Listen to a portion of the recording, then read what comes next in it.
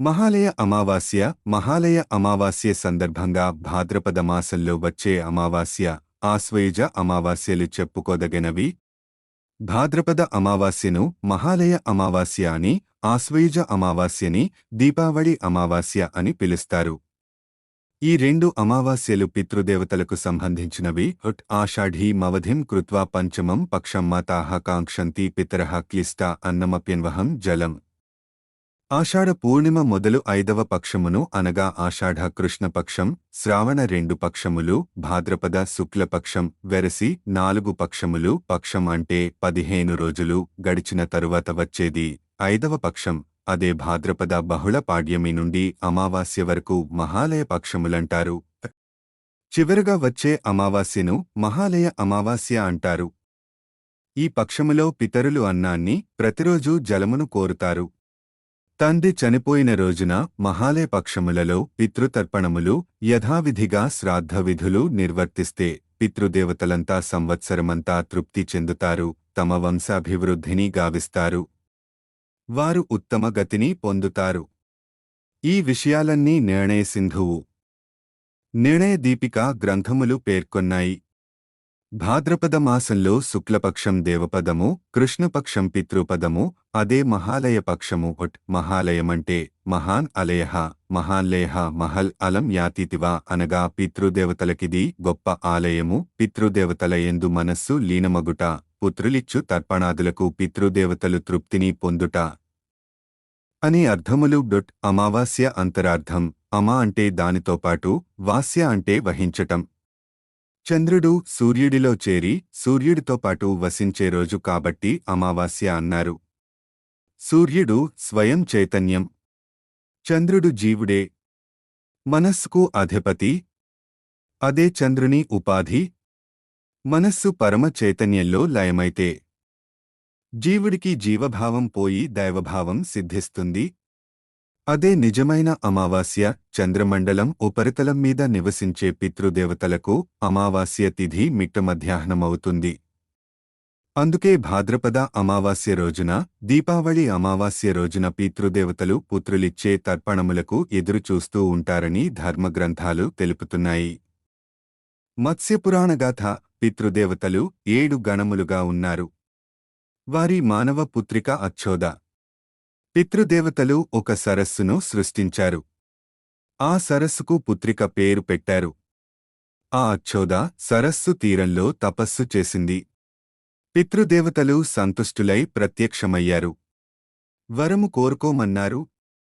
ఆమె వారిలో మావసుడను పితరుని కామపరవశంతో వరునిగా కోరింది. యోగభ్రష్టురాలయింది. దేవత్వం పోయి భూమి మీదకొచ్చింది. మావసుడు అచ్చోదను కామించలేదు.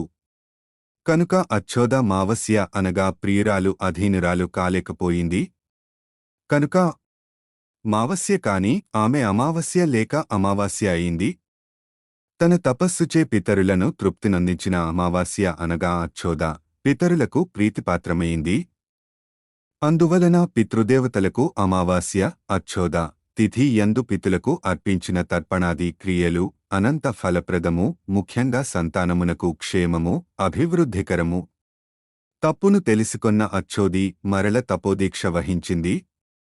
జననీ జనకులను ప్రేమానురాగాలను అందించి, మరణానంతరం కూడా వారికోసం యథావిధిగా నైమిత్తిక కర్మలనాచరించి పితృంతర్పణాదులనిస్తే వారి రుణం తీర్చుకున్న వాళ్లవుతారని, పితరుల ఆశీస్సులతో వంశాభివృద్ధి జరుగుతుందని చెప్తోంది మహాలయ అమావాస్య. రేపు మహాలయ అమావాస్య రోజున కూరగాయలు దానం చేయండి.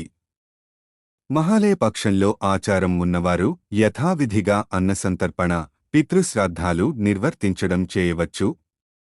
ఇప్పటివరకు ఆ అలవాటు లేనివారు కనీసం ఏదైనా దేవాలయంలో బియ్యం, కూరగాయలు, ఉప్పు, పప్పు, పండ్లు దక్షిణ తాంబూలాదులతో విప్రులకు స్వయంపాకం సమర్పించడం లేదా పేదలకు అన్నదానం చేయడం వల్ల పితృదేవతల ఆశీస్సులతో ఎంతో కాలంగా తీరని కోరికలు తప్పక నెరవేరుతాయని విశ్వాసం. ఎప్పుడో మరణించిన పితృదేవతలకు తర్పణలు వదలడం, గతించిన పెద్దలను తలుచుకుని వారి పేరిట అన్నదానం చేస్తే వారికి కడుపు, మనకు మనసు నిండుతాయి. భాద్రపద మాసంలోని శుక్లపక్షం దేవతా పూజలకు బహుళపక్షం పితృ దేవతా పూజకు విశిష్టమైనది. ఈ బహుళ నుంచి భాద్రపద మాసం బహుళపక్షం ప్రారంభమవుతుంది. పితృదేవతలకు ఇష్టమైన పక్షం కనుక దీనిని పితృపక్షం అంటారు. అలాగే ఈ పక్షాన్ని మహాలయ పక్షం అని కూడా అంటారు. ఈ రోజుల్లో ఎలాంటి శుభకార్యాలు చేయరు. పక్షం మొదటి రోజు నుంచి చివరి రోజు వరకు పితృదేవతలకు తర్పణ, శ్రాద్ధ విధులను నిర్వహించాలని పురోహితులు చెబుతున్నారు. ఒకవేళ అలా కుదరనప్పుడు తమ పితృదేవతలు ఏ తిథినాడు మృతి చెందారో అదే తిథినాడు శ్రాద్ధం నిర్వహించాలి. తండ్రి జీవించి ఉండగా తల్లిని కోల్పోయిన వారైతే ఈ పక్షం నవమి తర్పణ, శ్రాద్ధ విధులను ఆచరించవచ్చు. ఈ 15 రోజులు నియమపూర్వకంగా పితృదేవతలకు తర్పణ ద్వారా తృప్తి కలిగించాలి. లేకుంటే మహాలయ అమావాస్య రోజున మాత్రం శ్రాద్ధ విధులను ఆచరించవచ్చు.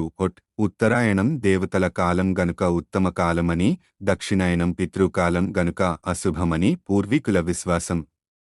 అంతేకాక ఆషాఢంలో వచ్చే కర్కటక సంక్రమణ నుంచే ప్రారంభమయ్యే దక్షిణాయనం వానలు, బురద, చిమ్మచీకటితో భయంకరమవుతుంది. అశుభమనిపిస్తే ఆశ్చర్యపడాల్సిన పనిలేదు. అందులో భాద్రపద మాసమంతా జలమయంగా కనిపిస్తుంది. ఇదే ఒక మహా వినాశనం అనుకోవడంలో ఆశ్చర్యం అంతకంటే లేదు. కావున ఈ పక్షంలో అందరికీ శ్రాద్ధ తర్పణములు చేయాలని, శ్రాద్ధాలతో వారిని సంతృప్తి పరిస్తే తమకు ప్రళయం గడుస్తుందని భావించి ఉండవచ్చు.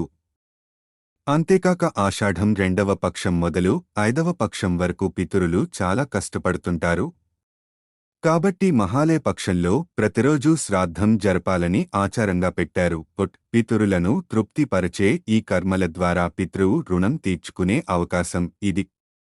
స్వర్గస్థులైన మాతాపితరుల కోసం ప్రతివారు ఈ పక్షాలలో పితృకర్మలను ఆచరించాలి.